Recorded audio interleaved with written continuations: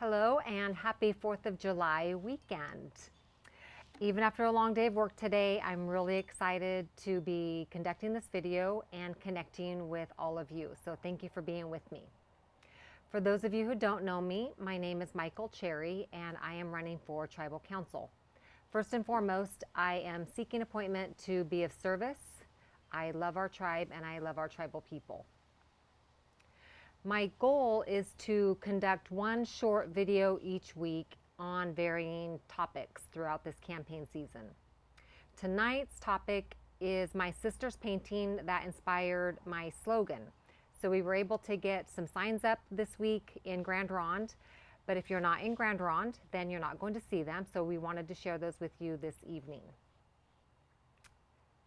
When I called my sister, Debbie Childers, I have a few sisters, Debbie's one of them, to tell her that I was running for Tribal Council, she excitedly told me that she had started a painting that day, but she was not sure for who or why, but she felt very strongly that it was for me to use for my campaign, and we were both very excited about that. I received it 1 week later. This is what I immediately saw. The left arrow for me represented honoring the past and honoring our ancestors, the sacrifices that they made so that we could be here today, not only living in freedom, but just be here, period. We're alive and we have them to thank for it. Holding on to traditions, I thank our ancestors every single day. So I'm a person of prayer. I have been told by elders in the past that our restoration was in large part due to prayer. We were restored on prayer. I believe that. I believe that our ancestors are cheering us on, and I pray to them and thank them every single day and ask them to watch over us. The center for me represents serving the present, and this is a really big deal. I do believe that it's very important to honor the past, know where you came from, remember who you are, but the center representing really serving the present, really being present, being available, listening, engaging, and without judgment. So honoring the past and planning for the future, but living for the now. I believe that it goes without saying that people are really hurting right now. I think that there's a lot going on this last year and a half that we're coming out of. There's a lot of healing that needs to take place, and we need to be connected and we need to be of service to each other. So that's what that center really means for me, focusing on healing. Mental health is a big priority for me. Suicide prevention, intergenerational trauma and addiction, of course, is very prevalent in Indian country, and that is a priority and a focus of mine. So I want to talk about kind of a high-level overview of these three arrows and what the sign means to me, but I don't want to get into a lot of I don't want to get into the weeds, I guess. I really want to focus on what those three areas mean to me, how I was inspired by them, and I'm really hoping that in the near future we're going to be able to get together, talk more in person. So in closing on serving the present, I think it's really important to focus on healing.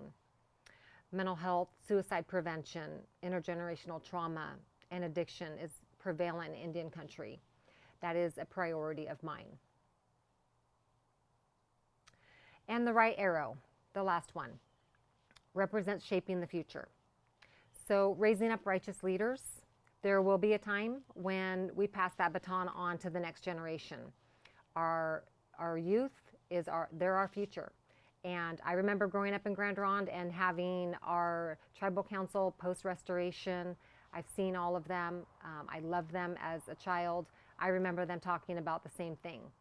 And they're no longer with us, and they're our ancestors cheering us on now, and someday that's going to be us, and we need to think about how we are preparing our future leaders, and that's what shaping the future looks like for me. Preserving our land. We were first stewards of this land. How do we preserve and protect our land and educate our future generations? protecting our future generations and tribal sovereignty. We cannot rewrite history, but we can prepare the future so that history doesn't repeat itself. So that's kind of a high-level overview without getting too deep into the details and ideas that I have for each one of those areas. Next week's video, I will dive a little deeper into those 3 key focus areas and how I plan on connecting all of those dots to my platform for this campaign. And those ideas and those platform ideas are elder care and quality of life, youth, focusing on education and mental health. I did start employment with the tribe in 1990, and I worked in Indian child welfare, and that's very near and dear to my heart. Financial sustainability and culture and community. So those are the key areas that I can't wait to talk to you more about and what those areas mean to me. Before I close, a couple of quick announcements. We're hosting 2 friends and family picnic gatherings this summer. The first one is July 31st, being held at Westmoreland Park in Portland, open house style from 1 to 4 p.m.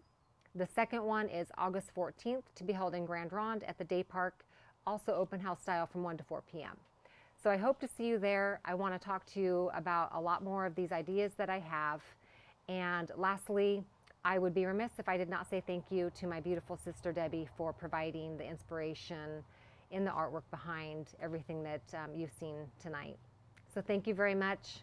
Have an awesome 4th of July. Take care.